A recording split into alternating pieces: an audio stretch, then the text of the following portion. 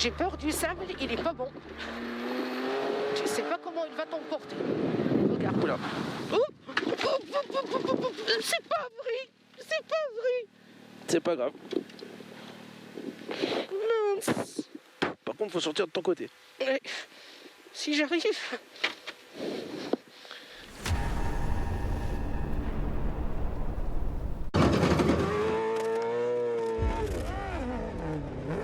Una gran decepción. We need to stop the race. In a more deeper check, the roll cage was very, very slightly damaged. The team was pushing FIA to repair, but we couldn't convince them. There is a very simple rule is that if the roll cage is damaged, the car is not considered as safe to continue the event. Yeah, sadly, it's not great, but it's how it is. I wish the team the best. Unfortunately, we could not help them anymore. He's very gutted. Este año, desde luego, peor no ha podido ser.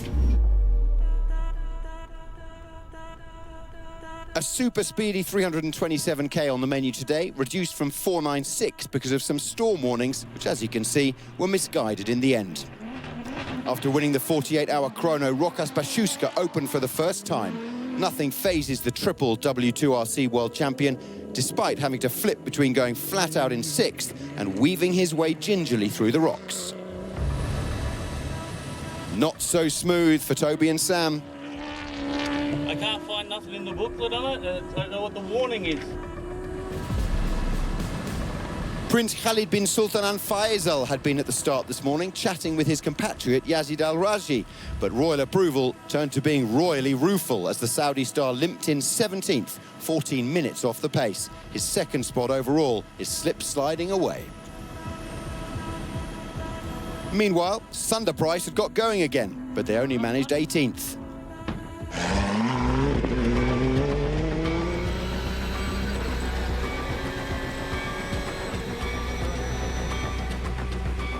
After watching Yazid start, His Royal Highness boarded a helicopter and followed Seb Loeb. Incredibly, this is the footage that Prince Khalid himself filmed on his phone. Loeb proving just how treacherous this stage could be after just 12k. The Dacia Sandrider suffered significant damage, but remarkably, after a bit of bodywork adjustment, he was back on his way without losing too much time.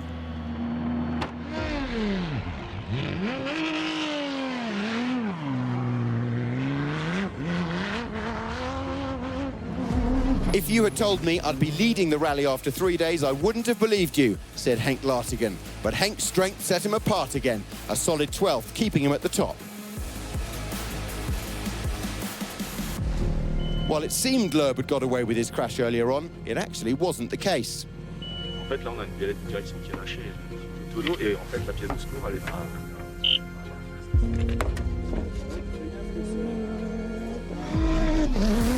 It was a good stage, though, for Nasser Al-Attiyah. The Qatari's thoughts were for Loeb. He says it's very important to get all 3 Dacia Sandriders to the end of this Dakar. Speaking of that, Cristina Gutierrez and her mechanical whiz of a co-driver Pablo Moreno were soon on the scene to lend a hand, but despite their efforts, Loeb dropped to 16th overall. A day after colliding with his teammate, Saud Variawa became the youngest ever stage winner.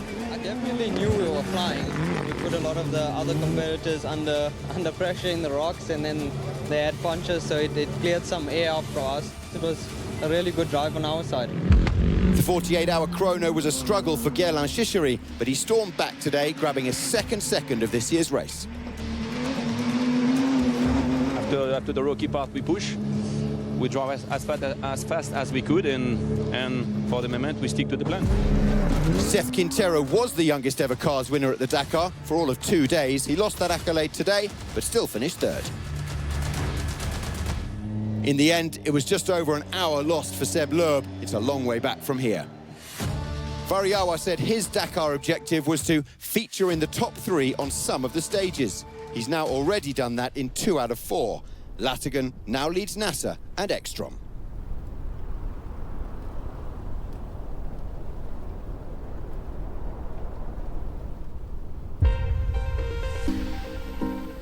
The beginning of this Dakar has been tough. Esta primera semana ha sido muy dura y va a ser muy dura. that's Dakar for you. We just got to go out there, give it our best. Could Daniel Sanders pull a Stefan Pederhansen and win 4 stages in a row like Mr. Dakar did in '97?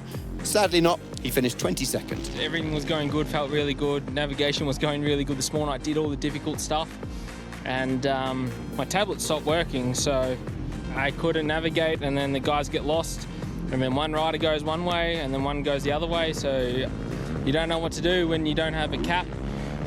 I picked the wrong person to follow today.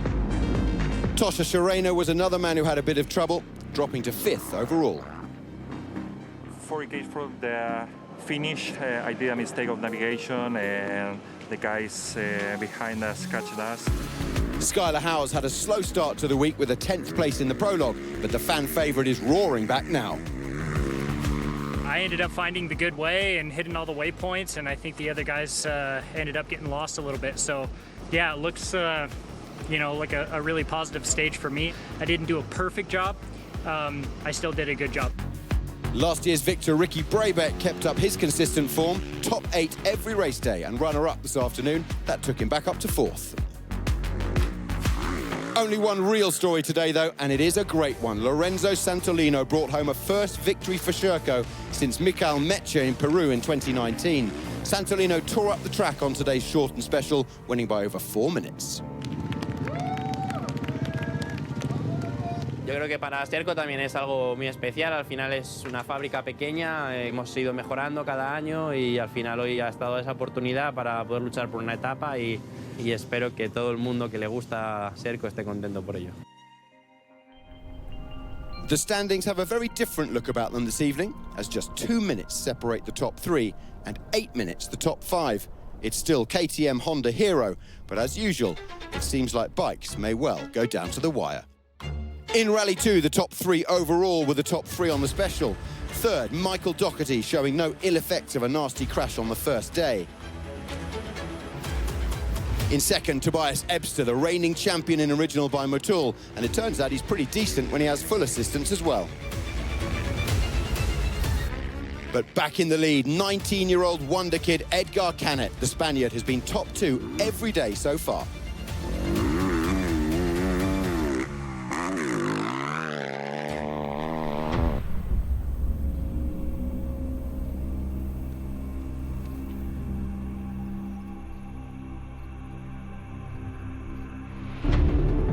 He may have had a narrow but disappointing defeat yesterday, but Argentinian Nicolas Cavigliasso is galloping away with the challenger category. 2 seconds behind Paul Spearings on the chrono, but he reversed it to win stage 3 by 14 seconds. These rugged buggies are perfectly designed for these twisty-turny obstacle courses through the desert sandscape. It may have been a close couple of days, but Cavigliasso and his wife Pertigarini's lead is nearly 20 minutes. T4s to the fore. Francisco Lopez Contardo, already a triple Dakar winner in the side-by-sides, alongside navigator Juan Latrach, himself a double champion, brought Can-Am their first victory of the year, and Chaleco a 24th of his career. On board with defending champion Xavier de Soltret, second on the stage, but consolidating his overall lead. The Frenchman and teammate Brock Heger are over an hour ahead of the chasing pack. The trucks took shocks over the rocks today, but Aleix Loprais rolled up his socks, avoided any major knocks, and took the stage win, the wily old fox.